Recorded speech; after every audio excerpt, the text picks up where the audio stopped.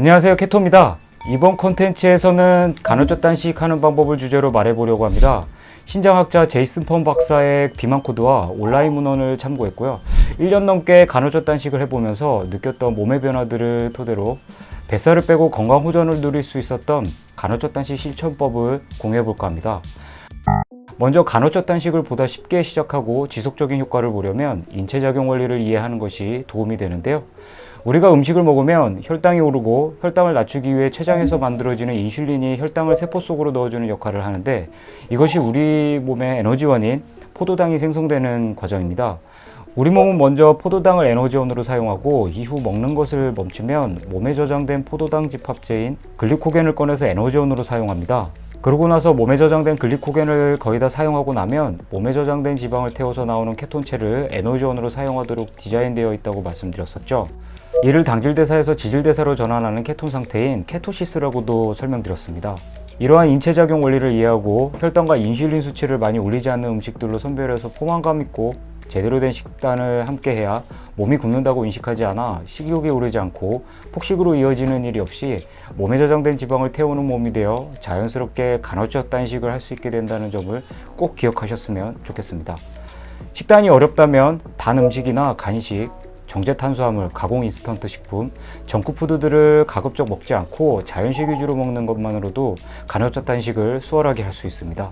간헐적 단식은 하루 24시간 중 먹는 시간과 먹지 않는 시간을 나누어 자신의 몸 상태에 따라 자발적으로 먹지 않는 시간을 선택하는 것입니다. 보편적으로 알려진 방법을 소개하자면 12시간을 단식하고 12시간 안에 자신의 대사 능력에 맞게 3끼 이상을 나눠서 먹는 12대12 간헐적 단식, 16시간을 단식하고 8시간 안에 자신의 대사 능력에 맞게 2끼나 3끼를 나눠서 먹는 16대8 간헐적 단식, 18시간을 단식하고 6시간 안에 자신의 대사 능력에 맞게 1끼나 2끼를 나눠서 먹는 18대6 간헐적 단식, 20시간을 단식하고 4시간 안에 1끼를 먹는 20대4 간헐적 단식, 혹은 1일 1식이 될 수도 있겠죠.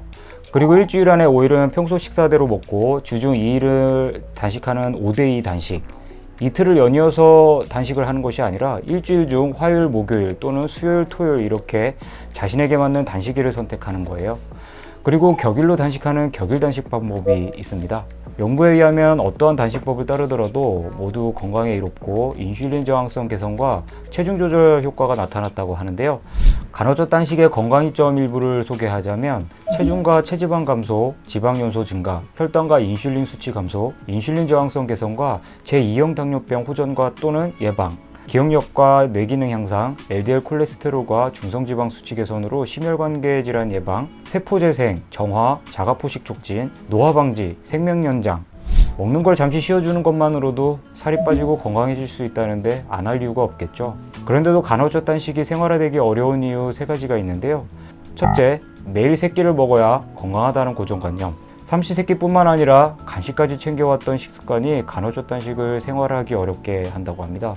둘째, 처방약의 의존도가 높다 보니 의사들은 약물 복용을 위해 삼시세끼 꼭 챙겨서 먹어야 한다고 처방하기 때문에 간헐적 단식 생활화가 어렵게 된다고 합니다.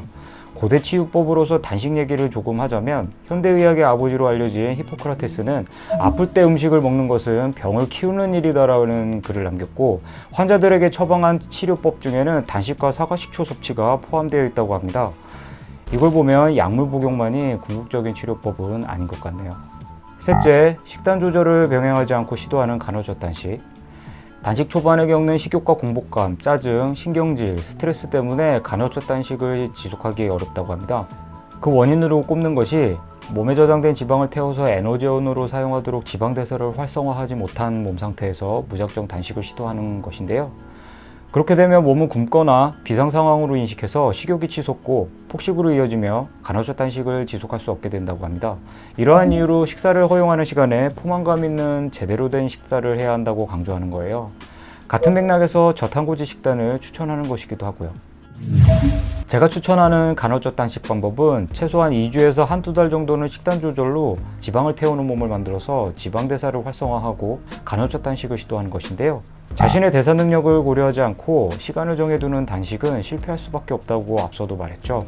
기본적으로 단식 효과가 나타난다는 12시간 이상 단식을 해보고 자신의 몸 상태를 살피면서 단식 시간을 늘리는 것이 좋습니다. 예를 들어 전날 저녁 식사를 19시에 끝내고 다음날 단식을 12시간 이상 진행한 시점인 아침 6시에서 7시 사이에 몸 상태를 살피고 공복감 정도에 따라 식사 여부를 판단해 보는 거예요. 야식만 안 먹어도 12시간 간헐적 단식이 되는 것이나 다름이 없는 것인데요. 만약에 아침에 일어나 식욕이 오르고 공복감을 느끼면서 단식이 어려울 것 같다면 간단하게 식사를 하는 것이 오히려 더 낫고, 아침을 건너뛰어도 좋다고 느껴지면 물이나 차, 커피, 방탄커피, 사골국, 야채 육수를 마시면서 단식을 이어가는 것이 좋습니다. 아침을 건너뛰는 것 외에도 점심을 건너뛰거나 저녁을 먹지 않은 단식 방법도 선택해 볼 수 있는데요. 자신의 공복감과 생활 패턴에 맞게 단식 시간을 늘려보면서 내게 가장 잘 맞는 단식 시간을 찾아보세요. 단식 시간은 자신이 선택하는 거예요. 앞서도 말했지만 단식 시간을 정해두는 자체만으로 스트레스 요인이 될 수 있고, 그날의 수면의 질, 컨디션, 업무나 생활 패턴, 활동량에 따라서 단식 시간을 지키지 못할 수도 있는 건데, 단식 시간을 지키지 못했다고 해서 자책하거나 우울할 일이 전혀 아니라는 거예요. 그러니까 사람의 대사와 소화 능력에 따라서 제각각의 단식 가능 시간을 무작정 늘려서 정해두기보다 자신의 몸 상태를 살피면서 단식 시간을 늘리는 것이 가장 자연스럽고 효과적인 간헐적 단식 방법이에요. 마지막으로 단식을 하면 안 되는 분들이 있어요. 저체중 또는 식이장애가 있는 경우, 임산부 또는 모유 수유 중인 산모, 18세 미만의 청소년 또는 성장기의 어린이는 간헐적 단식을 하면 안 됩니다. 그리고 제1형, 제2형 당뇨병이 있는 경우, 처방약을 복용하고 있는 경우, 통풍이나 요산이 높은 경우, 간질환, 신장질환, 심장질환 등 중증질환이 있는 경우에는 단식이 가능하지만 의료 감독이 반드시 필요하다고 합니다. 여기까지 간헐적 단식을 쉽게 하기 위해 이해하면 좋은 인체작용 원리와 간헐적 단식의 방법과 효과, 주의할 점에 대해서 알아봤는데요. 처음부터 무리하게 단식 시간을 늘리지 말고 먹는 걸 허용하는 시간에 포만감 있고 제대로 된 식사를 하면서, 즉 저탄고지 식단을 하면서 2, 3주에 걸쳐서 충분한 시간을 들여 지방 대사를 활성화하고 조금씩 단식 시간을 늘려보세요.